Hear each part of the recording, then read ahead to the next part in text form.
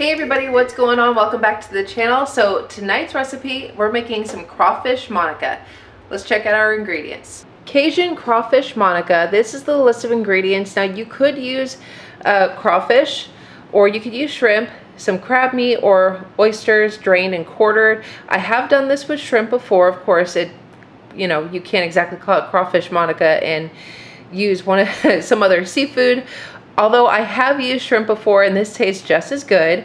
You use a stick of butter, a pint of half and half, some green onions, some garlic, some Creole seasoning, and some cooked pasta. So this is our ingredients here, and this is the crawfish tails that I have. So please don't come at me. Cajun cooking is actually one of my favorite styles of cooking. Love Cajun food, and I have used this packages. Now I got both of these from, I got two of these here. And I may only need one, I'm not really sure. Which, by the way, if you ever see these over at Sam's Club, I highly recommend getting them there. I think Kroger also carries this exact same brand. I don't know if HEB does. I think they actually do. You could probably pick this brand up anywhere. It's the Riceland crawfish, certified Cajun. Anyway, this is really good, and there is a recipe on the back which I have used so many times for crawfish etouffee. I follow this recipe to a T. It is amazing. Love it so much. But tonight we are cooking crawfish Monica, and I don't know if there's any other ways of making this dish. If there is, I'm happy to change up my recipe. I'm not trying to step on anyone's toes that might actually be from Louisiana and is just, that hits home for them. This is the only recipe that I have, but feel free to drop a link down below, or tell me where, maybe there's like another recipe that is more authentic. But this is the recipe I have. This is the one that we're making tonight. We've got the Tony Chachere's Creole seasoning. When this finally runs out, I'd really like to get Slap Your Mama's Creole seasoning, because I hear that one is just as good. I got our stick of butter, the green onion. I haven't decided if I'm going to use the minced garlic. It would be easier. I might use that, or I also have this jar of whole garlic cloves. So I don't know. We'll see which one I use. I'll probably use this one. We got a box of bow tie pasta. Now it does call for a pint of half and half. I don't have half and half. I have regular milk and some heavy whipping cream, so I can just do half and half with that, because ultimately that's what that is. That is our ingredients. Now let's get to cooking. So I've already cooked and drained the pasta. Like I said, we're using the bow tie pasta. So once that is all done, I've got it in the strainer, and now we are starting with everything else. This is like a one pot dish. So in our soup pot, I have one stick of butter, and I have my heat on medium. This has also been sitting out, so it's kind of soft. All right, so to that we're gonna add some green onion, and we're gonna add some garlic. Now it says to do 10 cloves of garlic. We're gonna do, let's see, 2, 4, we'll do about 6 teaspoons of garlic, minced garlic. Let that saute for just about 2 minutes.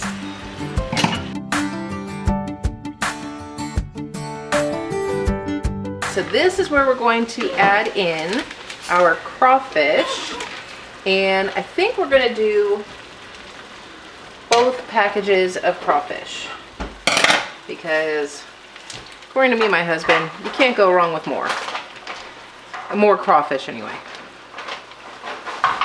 All right, so we're going to break that up and just kind of get that sauteing.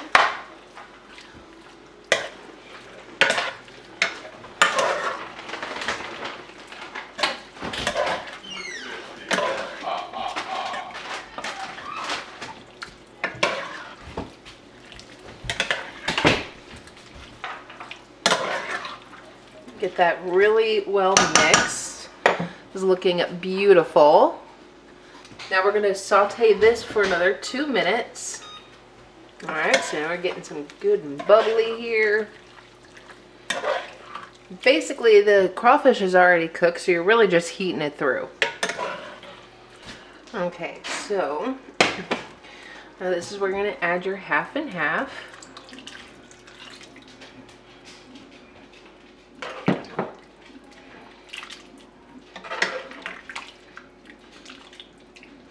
And about a teaspoon of your Creole seasoning. And give that a good stir.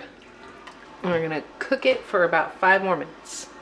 All right, after the 5 minutes are up, I'm gonna add the pasta.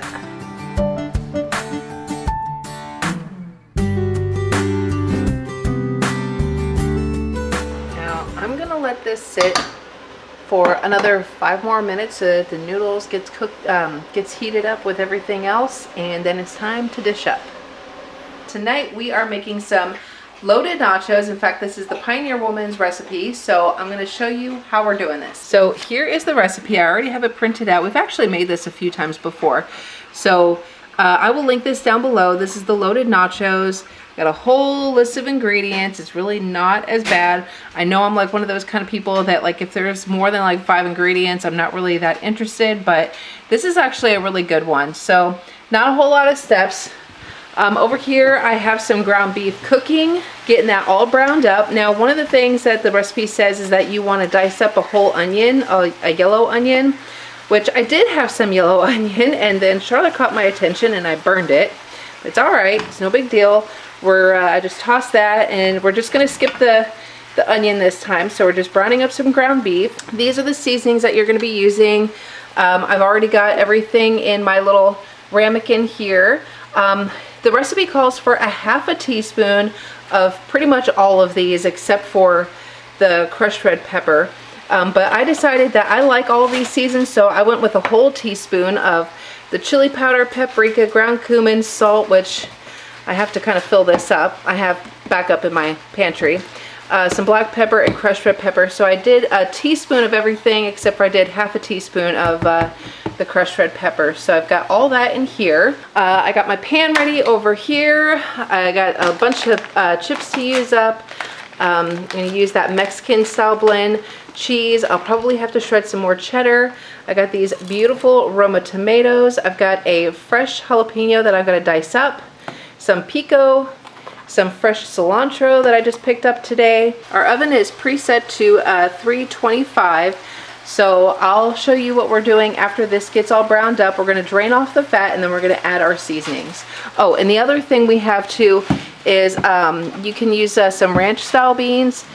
This was a can that I had gotten for free. It was one of H-E-B's meal deals, so I'm using the Texas style ranch beans. You know, pinto beans, chili beans, ranch style beans, whichever beans that you have on hand that you want to use is totally fine. We really like the ranch style beans, so that's what we're using. And I'll show you what's next once I get this drained out. Well, thankfully I've already got this right here. You can keep talking. Yeah, okay. I thought you were... No, I already know to mute over you. That's rude. That is so rude. In the video. Jeez. Listen to this. I already know not to listen to your words. That's what you just said. Just mute. You better leave that in the damn video. Listen to this. That came out really wrong. I'm sorry. I apologize. Lord have mercy.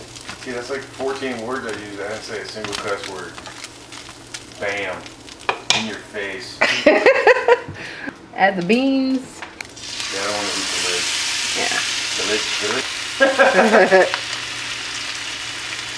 Just like recording the floor, or? At the moment, yeah. Like, hi, look at my floor. It's nice. It's okay. I cut it out. Okay.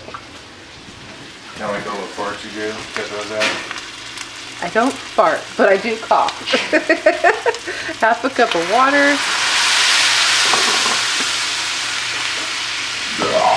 That's great, babe. That is so good. Just trying to turn you on, baby.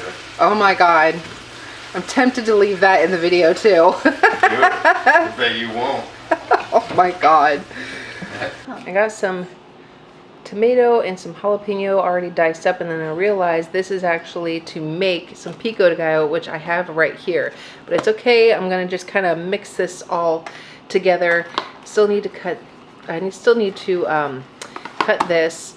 I got my cheese already shredded in here. I got my first layer of chips on the tray here, so I'm going to add the meat.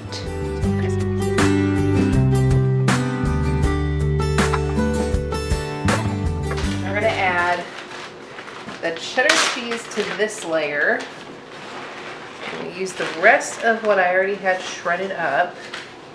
And then I'm going to top with some more cheddar cheese. Then it says to do another layer of the chips.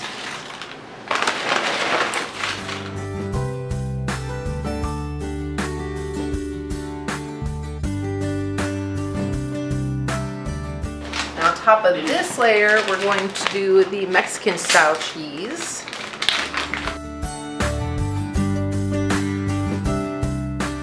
So this is all we're gonna do for these 2 layers. It does say to do another layer of chips, the meat, and then like some more cheddar cheese, but we're not doing that. We're just, the 2 layers is fine, because look at this. Look how tall this mound is. This is looking amazing. This is like a ton of food. So we're gonna go ahead and stick this in the oven at 325 for about 10 minutes. All right, y'all. This is it. This is the Pioneer Woman's recipe for loaded nachos. This is some cheesy goodness right here, y'all. Look at all that awesome cheese. And the meat and the beans really stretches out the meal. There's a lot of food here. Like I said, we got some pico over here, but if you don't have store-bought, you can want to make your own. We got some diced Roma tomatoes, some fresh jalapeno. I chopped up some cilantro. I did chop up some avocado, but when you're trying to make your own pico, tomato, jalapeno, cilantro, some lime juice, some onion, and then just kind of mix it up and you got your homemade pico. But I already have this, so we're going to use this.